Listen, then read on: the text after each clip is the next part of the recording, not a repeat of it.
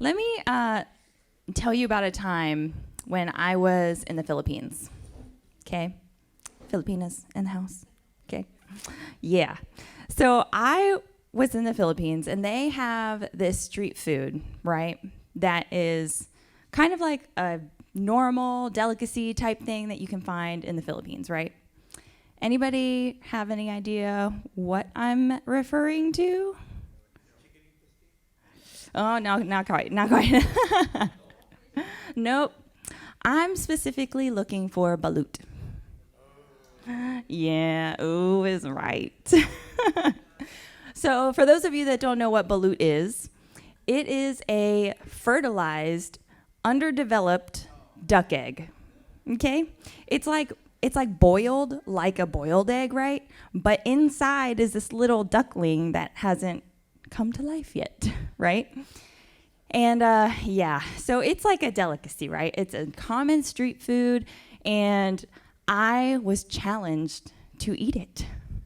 And I was like, no, no, no, no, I don't want to. But then again, at the same time, my friends will hold me accountable to the fact that I say that I will try anything once. And so guess what I did? I tried it. And honestly, it wasn't terrible. The hardest part, I think, is the texture, because it's kind of like, I mean, it's a little baby duck, right? And so, like, it's got, like, these soft, cartilagey, like, little bones forming. Guys, the texture is gross, right? But as far as the taste goes, it tastes like a boiled egg that was, like, almost over-salted and has some chicken seasoning on it. That's, like, the taste. Like, some people, if you Google it, like, they say it tastes like chicken soup. But I can't get past the texture, okay? It's too much for me. And so, anyways, but that to say, a lot of people in the Philippines really enjoy it, right? And they think it's good. I don't get it, but they think it's good, right? Okay, you like it, okay? See, I can't do it, right? It's not good for me, but it's good for some. Some people like it. And so that to say, in our culture, and throughout every culture in time, I think we can all agree that good, the word good, is subjective, right?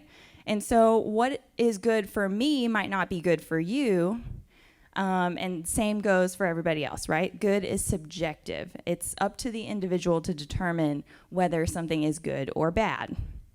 Everyone gets their own say. So the opposite of that would be objective, meaning that no matter what, it is finite good. It's like a fact. No matter, who you are, it is good. There's no changing, right? And we can all agree on it. So let's refer back to our theme verse for this series, Galatians 5:22-23. But the fruit of the Spirit is love, joy, peace, patience, kindness, goodness, faithfulness, gentleness, and self-control. So as we look to the next fruit of the Spirit, goodness, we ask ourselves, well, what did God mean? How can we identify what is good if it is subjective, right? Like, how do we take that fruit of the Spirit and figure out, well, what did God mean if goodness is supposed to be subjective? How can we give it a universal application for all of us as Christians, right? Well, what is one thing that we know about God? He likes to break the norm, right? He likes to take what we think and turn it upside down and say, no, I have something for you. And we have to look for it, right? And so there are ways that we can figure out what goodness is, and that it can be objective and it's not subjective. And God can show us those ways, right? So it's up to us to dig in deep, right? So that's what we're going to do today. We're going to dive deep into a concept, and I really want you to pay attention. This could change your perspective in life, right? But I warn you, it is a little deep. So who's comfortable, awake enough to go deep given daylight savings time? Anybody? Yes, okay, all right, we've got a few takers. All right, bear with me. All right, so we're going to start in the Gospel of John, okay? John 1:1-3. In the beginning was the Word. The Word was with God. The Word was God. He was in the beginning with God. All things were made through him, and without him was not anything made that was made. So, this is our verse for today, but we're going to do a little history to give some background, right? And so we can really understand this verse, okay? A little history lesson. So, in the New Testament, which are the books of the Bible, starting with the Gospels through the end of the book, right? They were written in Greek, okay? Greek is important. This is because prior to the Romans taking control of the Mediterranean, Alexander the Great spread Greek culture and language throughout the entire region, okay? So everyone is speaking Greek. That was the common language across the entire Mediterranean. So when the authors of the New Testament were writing about Jesus, the church, they were all writing in Greek, okay? And so in this passage from John 1, John says something really cool and interesting, okay? He said, in the beginning was the Word. And he goes on to say that the Word was with God and made everything, okay? So in the Greek, the word for word is logos. And I know, this is important because, everybody's languages are a little different, right? And so I can't tell you how many times I've been hanging out with Jesse and Liz, right? And they're trying to explain something to me that there's a Spanish word for, but they don't have one in English, right? And so they look at each other, and then they're speaking in Spanish to each other, and I'm like, I don't get it. And then they look at me, and they're kind of like, yeah, there's not really an English word for it, right?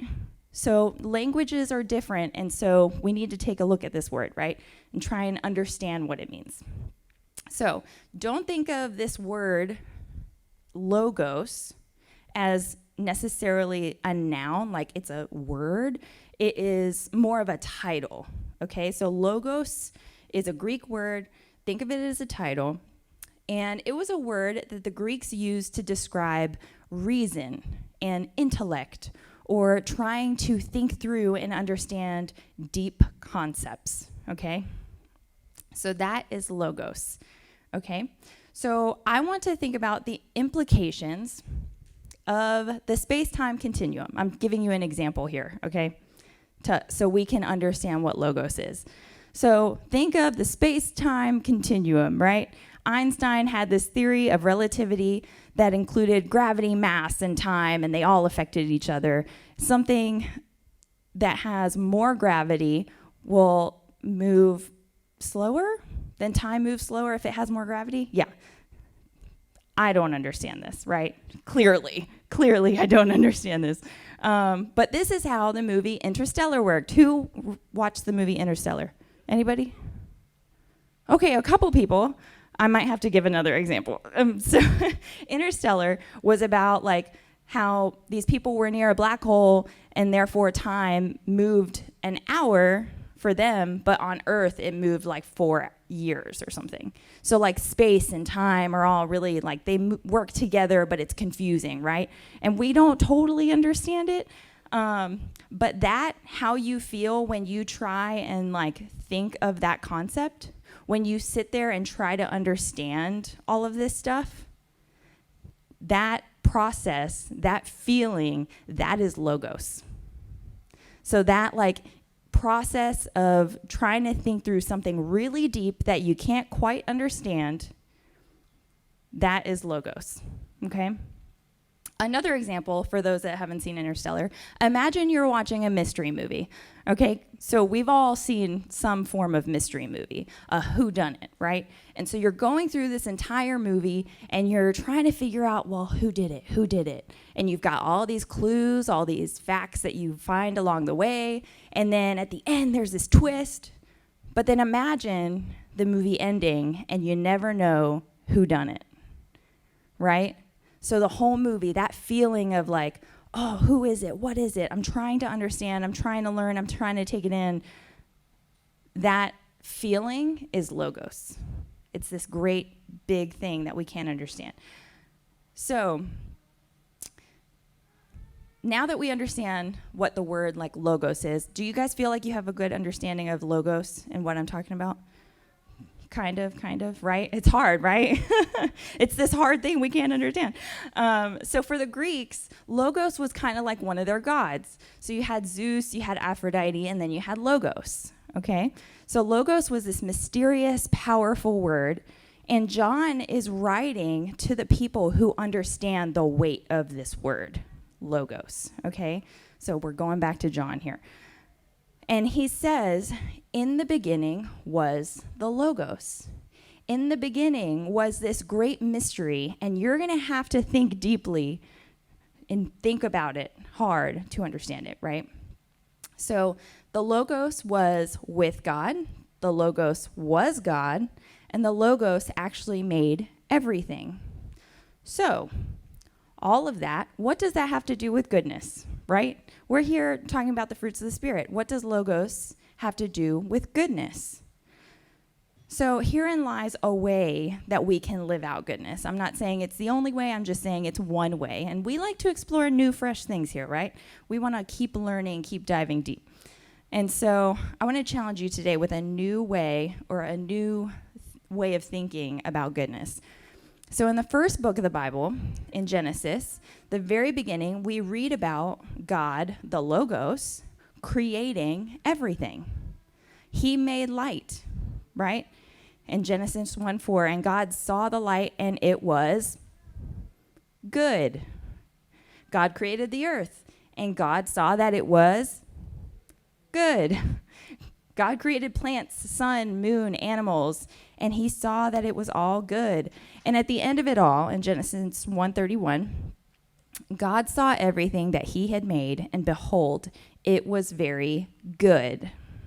So we can stand to reason that there is goodness in creation, right? There is goodness in creation, but let's not limit it to the creation of the world, right? It's not just like the things that he created and not just the creation of the world, but there is goodness in creativity and innovation. There is goodness in the ability to do that, right? And so goodness can show itself in several ways, but one very significant objective way to see goodness is through creativity and innovation. We have this ability to create. So when I say creativity and innovation, it's not necessarily about what you're creating, right? But it's the fact that we can create. We have this ability to create.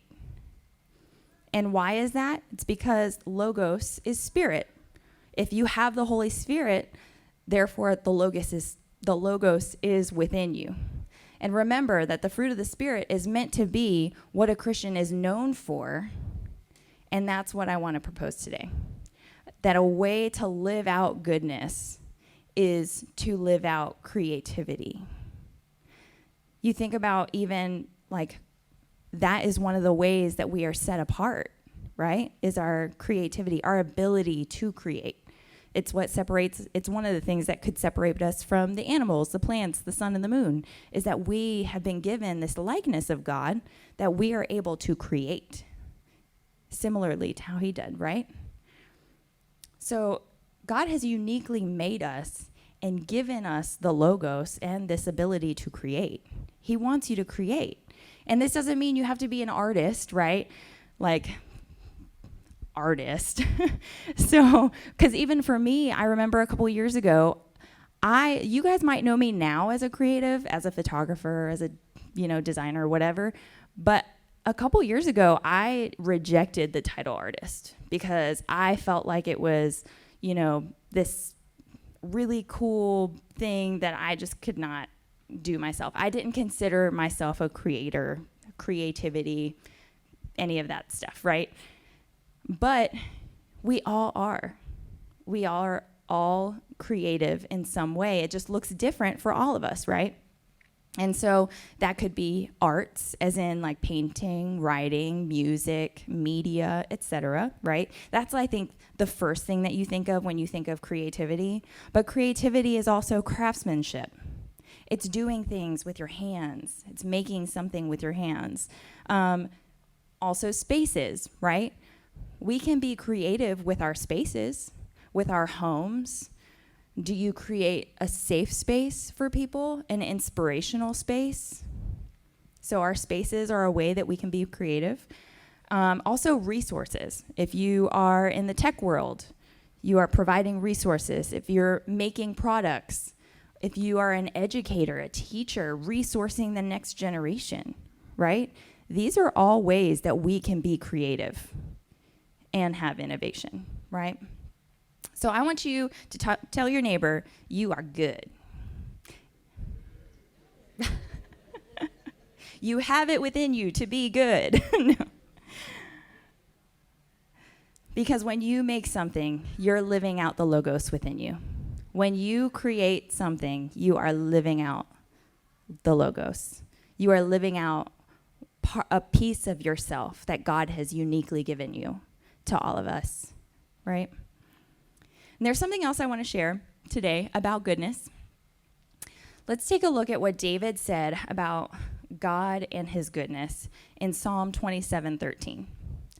I remain confident of this. I will see the goodness of the Lord in the land of the living. I remain confident of this. I will see the goodness of the Lord in the land of the living. Goodness isn't aspirational, it's expected, right? We are expected to live out this goodness.